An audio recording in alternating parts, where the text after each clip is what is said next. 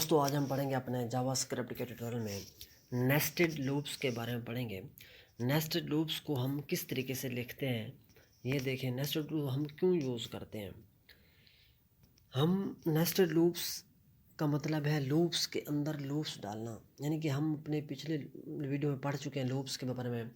While loops, do while loops, for loops, हमने जो भी लूप्स पढ़े हैं उनको हम जब इकट्ठा यूज़ करते हैं, यानी कि एक दूसरे के अंदर जब हम लूप्स को यूज़ करते हैं तो उसको हम नेस्टेड लूप्स कहते हैं। मिसाल के तौर पे हमने फॉर लूप्स पढ़ा है, तो फॉर लूप्स के अंदर क्या करते थे, पहले हम इनिशियलाइज करते थे, उसके बाद हम कंडीशन लगाते थे, फिर हम इंक्रीमेंट और डिक्रीमेंट करते थे, यानी कि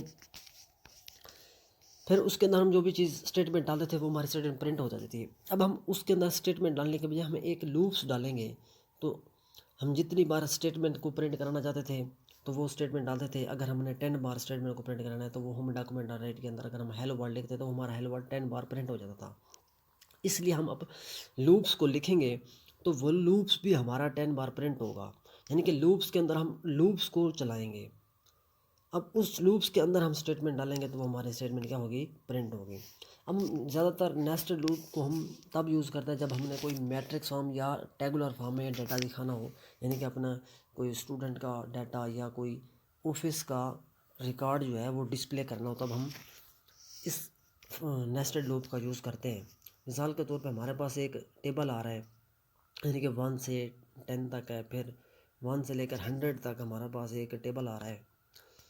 अब इसको हम कैसे लिखेंगे। इस मिसाल के तौर पे हमारे पास ए है, ये आउटर लूप्स है, यानी कि ए जो है ये बाहर वाला लूप्स है, और जो बी है वो अंदर वाला लूप्स है, इनर लूप्स। एक आउटर लूप्स ए है, बी जो है वो अंदर वाला लूप्स है, इनर लूप्स। अब ए के पास हमने लिखा है नंबर्स आ रहे हैं 1 2 3 4 5 10 तक। ये हमारा जो आउटर लूप्स है वो हमारा रो को रिप्रेजेंट करता है, यानी कि वो उनसे हमारी रो बनती हैं आउटर लूप से। और जो इनर लूप्स है उससे हमारा अंदर वाले कॉलम बनते हैं। वो जो अंदर का डाटा है वो हमारा इनर लूप्स जो होता है वो रिप्रेजेंट करता है, यानी कि कॉलम हमारे किससे बनेंगे, इनर लूप से, और रो जो है वो बनेगी हमारी आउटर लूप से। तो इसका हम क्या करते हैं, इसका हम प्रैक्टिकल करके देखेंगे। जावास्क्रिप्ट नेस्टेड लूप्स, तो वो आ रहा है हमारा। अब हम क्या करते हैं, एक फॉर लूप्स ले लेते हैं। अब इसके अंदर मैं क्या करता हूँ, पहले इनिशियलाइज कर देता हूँ अपने वेरिएबल्स को, where a is equal to, यहाँ पे 100 कर देता हूँ, ताकि उसके बाद हमने कंडीशन चेक करनी है, यहाँ पे 100 सेमीकोलन लगाएंगे, फिर हम करते हैं ए लेस। अब A is equal to A plus 10, ये हम क्यों करेंगे, ये इसलिए करते हैं, यानी कि हर बार हमारे पास 10 जो होगा वो 10 का इंक्रीमेंट होगा, यानी कि ए की जो वैल्यू है एक बार 1 आएगी, उसके बाद कंडीशन चेक होगी तो ट्रू, कंडीशन ट्रू होने की सूरत में जो इसके अंदर जो स्टेटमेंट होगी वो चल जाएगी। अब उसके बाद फिर आगे ये इंक्रीमेंट करेगा। इंक्रीमेंट इसने 1 का नहीं करना, इसने 10 का इंक्रीमेंट करना है। ए प्लस 10 11 हो जाएगा, फिर हमारा 11 आएगा। ठीक है, अगर मैं ये यहाँ पे आपको प्रिंट करा के दिखाऊँ, डॉक्यूमेंट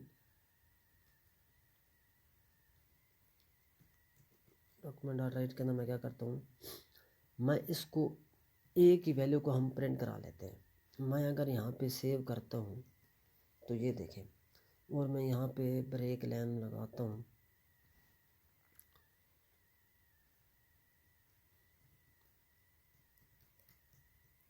अब मैं दोबारा सेव करता हूँ तो ये देखें। अच्छा, आउटर लूप है, ये है बाहर वाला लूप्स, ये क्या कर रहा है, हमारे रो को रिप्रेजेंट कर रहा है। ठीक है, यानी कि हमारे पास पहले क्या आया, 1 आया, फिर 11, फिर 21, यानी कि 10 का इंक्रीमेंट हो रहा है। अब 91 तक है, यानी कि अगर हमने 100 यहाँ पे लिखा है कब जाके हमारा 91 आया है। अब 91 से प्लस क्या हो गया, जब प्लस हुआ तो वो फॉल्स हो जाएगा, यानी कि 100 से जैसे हमारा इंक्रीमेंट बढ़ेगा तो वो क्या हो जाएगा, हमारी जो कंडीशन है वो फॉल्स हो जाएगी और लूप्स हमारा यहाँ पे स्टॉप हो जाएगा, आगे जो है वो स्टेटमेंट प्रिंट नहीं कराएगा। अब हमने मैं अगर यहाँ पे कर देता हूँ 80, तो ये 80 तक जो है मैं यहाँ पे 80 कर देता हूँ। तो अगर यहाँ पे मैं क्या करता हूँ, सेव करता हूँ, तो ये देखें ये 71 तक हमारा जो है वो रिकॉर्ड दिखा रहा है। हमने इसको अगर 100 करना है तो ये 100 तक हमारा जो है 91 तक रिकॉर्ड दिखाएगा। ये देखें 91 आ रहा है, यानी कि इसमें 10 का इंक्रीमेंट हो रहा है। अब हम क्या करते हैं, अब हम इसको हटा के इसके अंदर एक और लूप्स लगाते हैं, यानी कि इसको मैं हटा देता हूँ, इसको हटा के इसके अंदर हम एक और लूप्स लगा देते हैं फॉर। अब इसके अंदर क्या करते हैं, वेरिएबल ए, अब यहाँ पे क्या करते हैं बी बी कर देते हैं। अब बी इज इक्वल टू ए कर देते हैं, यानी कि ए के अंदर हर बार जो वैल्यू आएगी वही वैल्यू बी की होगी। अब इसके बाद बी हम क्या करते हैं, बी लेस देन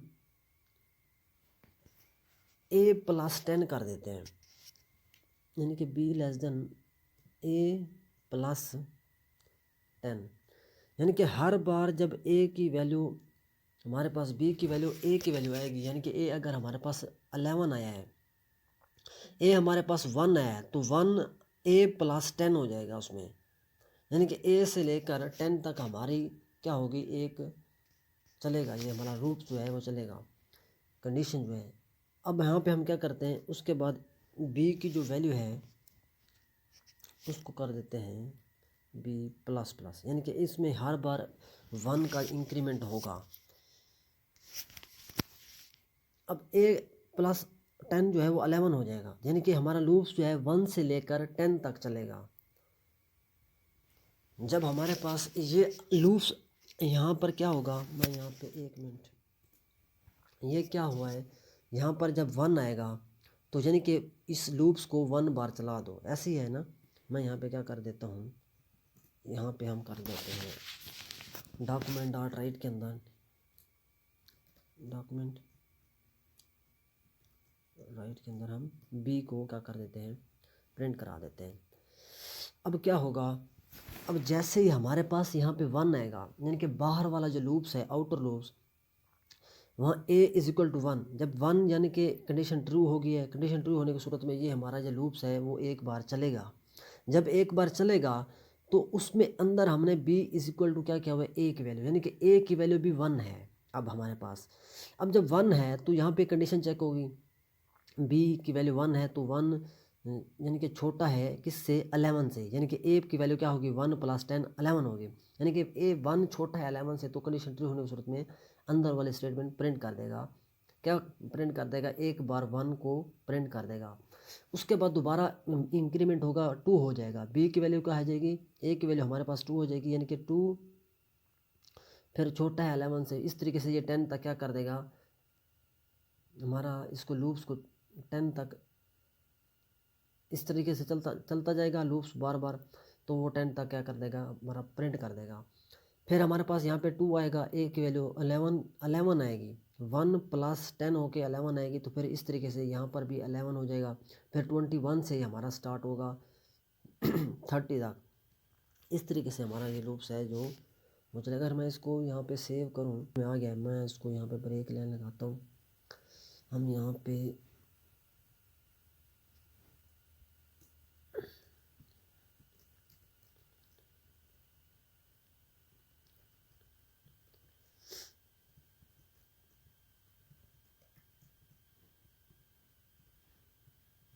ये देखें, अब ये हमारा वैसे ही प्रिंट हो गया, ठीक है। 1 2 3 1 से लेकर 10 तक है, फिर 11 से लेकर 20 तक है, 21 से लेकर 30 तक। यहाँ पे हम क्या करते हैं, यहाँ पे मैं थोड़ा सा स्पेस दे देता हूँ, कॉन्कैटिनेशन के ज़रिए हम स्पेस देते हैं। मैं इसको सेव करता हूँ, तो ये देखें ये हमारा क्या हो गया, पूरा टेबल्स क्रिएट हो गया 100 तक। यानी कि इस तरीके से हम यहाँ पर क्या हुआ, बाहर वाला लूप्स हर बार 10 क्या कर रहा है, बाहर वाला रूप्स है वो हमारा रो को रिप्रेजेंट कर रहा है, जो अंदर वाले रूप्स है वो हमारे कॉलम्स को रिप्रेजेंट कर रहे हैं। यानी कि यहाँ पर हर बार एक वैल्यू आती है और वो उतनी बार ही हमारा, यानी कि वो अंदर वाला लूप्स क्या चलता है, लूप्स हमारा प्रिंट होता है। यानी कि यहाँ पर 1 है, फिर यहाँ पर हर बार 10 की जो वैल्यू है वो इंक्रीमेंट हो रही है।